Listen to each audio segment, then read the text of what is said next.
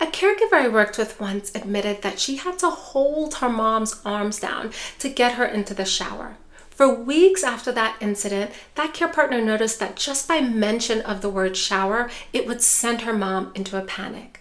She asked me, "Dr. Sinclair, should I have forced her?" In today's video, we're going to answer that question. We are going to discuss why bath refusals happen in the first place, why forcing only serves to erode trust, and what you can do instead. Hi, for those of you who are new here, my name is Dr. Sinclair. I'm a neuropsychologist, dementia care specialist, and founder of the Confident Caregiver Academy. Let's jump on in. Why forcing backfires? Forcing a loved one with dementia to bathe can feel like the only option that you have, especially if it's been weeks since they've allowed you to tend to their hygiene.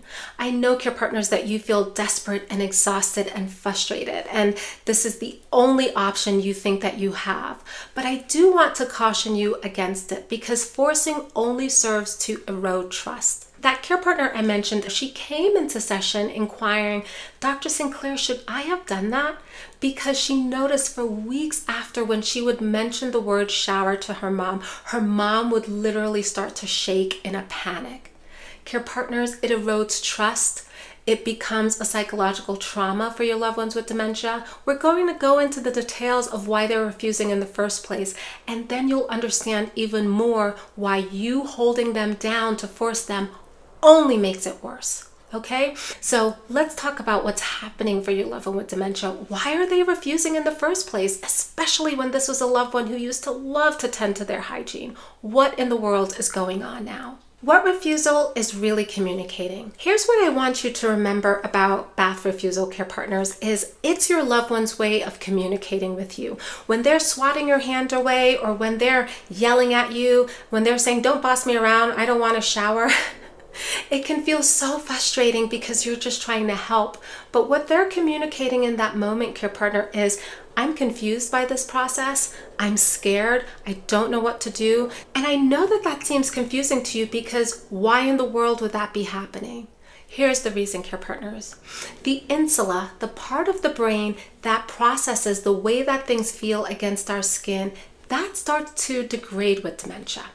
And so what can feel comfortable, like a gentle warm stream of water against our skin, the insula that's misfiring for your loved one is now making that feel like stabbing pains against their skin. Their parietal lobe can also be misfiring because of dementia. Your parietal lobe that's here, care partners, that helps you to navigate the space around you. So how deep something is, as well as navigating where your body is in space. So as that starts to degrade with dementia, your loved one with dementia, they may see just a little bit of water in a tub, and now that looks like a 20 feet of water drop for them. And they're scared to get in because their depth perception is skewed. Or for some care partners, depending on the tile color in your bathroom, stepping into the tub could look like you're stepping into a bottomless pit. And so your loved ones with dementia, they may stand there staring at the bathtub and you're waiting for them to go in and they're not going in there because to their brain, their distorted perception, their distorted depth perception looks like they're going to fall into a pit, so they refuse. Care partners, your loved one with dementia is probably also refusing because our clothing is our armor. And so when we have to remove our clothing around people, we are embarrassed, we're ashamed. And oftentimes it's their kiddos who need to shower them, or it's a spouse that needs to shower them. So there's a lot of dignity and vulnerability issues that come up with showering. And so your loved one with dementia may be refusing because of that. So to recap, they could be refusing because it hurts. Their insula is now misfiring. They could be refusing because of depth perception distortions. They're not seeing depth or navigating the space very well. They may be refusing because losing their clothing is like losing their armor and they're embarrassed. And so that refusal, care partners, that's what your loved one with dementia is trying to communicate with you. One care partner that I worked with shared that when she was showering her dad and she was putting lukewarm water over her dad, he yelled out, "Ow, you're hurting me." And she thought that he was being melodramatic until we started started working together, and I gave her the education that I just gave you, which is that his brain is changing because of dementia. And what feels like lukewarm, comfortable water on your skin does not feel like that on a dementia-affected brain. And so it's really sad, care partners, when he's screaming out, "Ow, that hurts," it really, really does hurt. How sad? How sad is that? And so when you hold your loved one down to force them into the shower, care partners, when their brain is already creating so much pain for them, and then you add to that, you can see why forcing backfires. It only serves to create psychological stress and in some cases trauma. Let's just not do that. If this is helpful to you, care partners, if you did not even know that the brain is changing in this way with dementia and you're learning something, then please go ahead and like and subscribe to this channel. And please feel free to share this with other care partners who likely also have no idea what's going on behind these bath time refusals. Now let's keep going. Alternatives to forcing. Okay, care partners, so now let's talk about what you're going to do instead. First, care partners, you are going to prepare the environment. You are going to prepare that bathroom.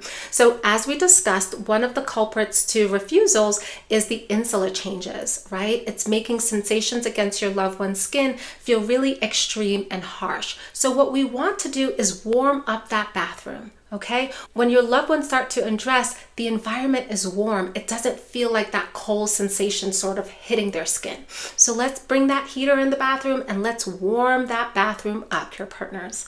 In terms of warmth, let's also create a warm, inviting environment. So the harsh echoes of the bathroom makes the water sound really intense. It also makes other sounds sound really intense as well. So what we're going to do is bring in some calm, relaxing music into the bathroom. It helps to mute out that hard echo. Now your loved one is listening to a relaxing, comfortable playlist. Okay, so we're creating warmth in terms of temperature. We're also creating a warm, inviting space by having that gentle music in there to mute out the harsh sounds. Let's also bring in some warm lighting in there so that it feels like a spa-like environment. What that warm lighting is also doing, thinking about when you walk into a spa, care partners, there's warm lighting in there to relax you, but it also helps to mute out some of the shadows that you'll see, and there's a less probability of your loved one's brain playing tricks on them. So we're going to prepare the environment by creating warmth, both physical warmth, emotional, psychological warmth, as well as warmth related to their depth perception issues that they're now having. Second, care partners, think smaller. If your loved one with dementia is adamantly against the shower, okay, just going to bring a warm basin of water over here. How about just the face? And then as you're doing their face, care partners, give them compliments. Mom, you are so beautiful. I'm so lucky to have gotten your eyes.